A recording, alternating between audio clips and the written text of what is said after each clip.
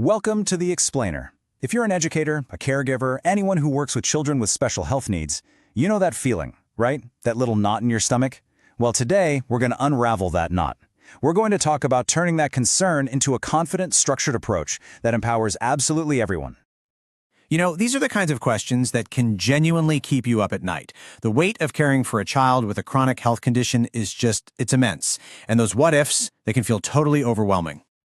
But here's the thing. What if we could shift our focus? What if, instead of getting stuck on the panic, we built a really solid plan? Today, we're going to break down a systematic approach that gives everyone involved the tools they need, turning all that worry into real, genuine confidence and preparedness. Okay, so where do we even begin?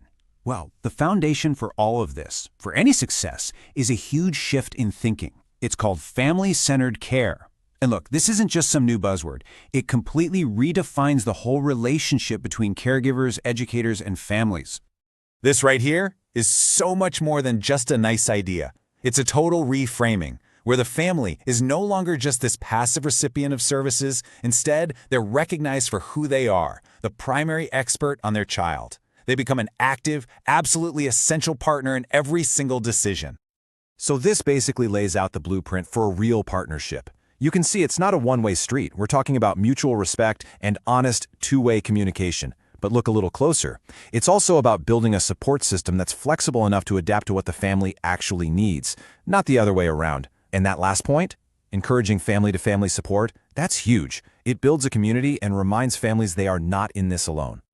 All right, let's see how we actually put this partnership into action. Because a great philosophy needs a practical tool, right? And in this case, that tool is the Individualized Health Plan, or IHP for short.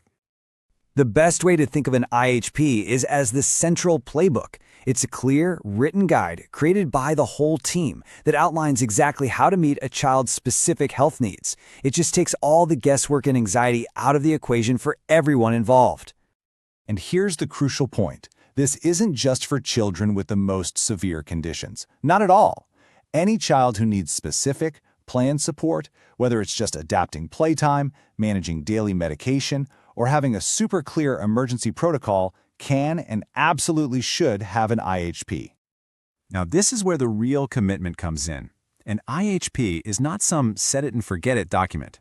It is a living, breathing process. It all starts with gathering info from the true experts, the family and the health providers. And it just keeps going, with constant assessment and revision. This is what makes sure the plan always reflects the child's needs right now, not what they needed 6 months ago. And here's the payoff. This is why we do it. An IHP is so much more than paperwork. It's a tool that actively promotes the child's health. It gets everyone on the same page with clear communication. It pinpoints exactly what training is needed. And maybe most importantly, it builds confidence for the entire team, the families, the staff, and of course, the child themselves. So once you have that strong partnership and a really clear plan in place, well, then you can work towards the ultimate goal, creating a classroom environment where every single child not only gets to participate, but truly, genuinely belongs. Let's be super clear about what we mean by inclusion. It's so much more than just having a child physically in the room. It's about making sure they can actively participate in the same programs as their peers and fostering a true, authentic sense of belonging for both the child and their whole family. And what's really important to know here is that this isn't just a feel-good idea. This is actually backed by federal law. The Individuals with Disabilities Education Act, that's IDEA, it presumes that the general education classroom is the starting point, the default for every child. Separate settings are the exception. They are not the rule. And here's some really reassuring news for all the educators out there. Creating an inclusive classroom doesn't usually mean you have to do some massive, expensive overhaul. More often than not, it's really about being creative, being thoughtful, and just being willing to adapt. And this is exactly where that creativity comes in. Just look at how practical and simple these modifications are. We're not talking about high-tech, expensive gadgets. We're talking about adding big knobs to puzzles, or breaking a task into smaller steps, or just pairing kids up to help each other out. These are small, thoughtful changes that can make a world of difference for a child. So why does all of this matter so much? The partnerships, the plans, this whole inclusive mindset, why is it so important? Well, because the positive impact, it just ripples outward, benefiting way more than just the individual child with special needs. This right here is where the magic really happens. An inclusive classroom isn't just about helping one child, it lifts up the entire community. All the children learn empathy and what diversity really means, firsthand. Families feel supported and connected. And the staff, they grow professionally and find so much more fulfillment in their work. It just creates a richer, more compassionate world for everybody. This is it. This is the key.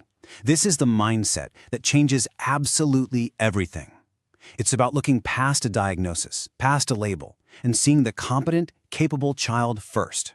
When we start there, when we focus on their strengths and their potential, we unlock so many possibilities. So how do we do it? We do it by embracing a true partnership with families, by using clear, collaborative plans like the IHP, and by committing to creative, thoughtful inclusion. It's really a journey from asking, what if, to declaring, we can. And that's how we build a system where every single child is seen, supported, and has a real chance to thrive.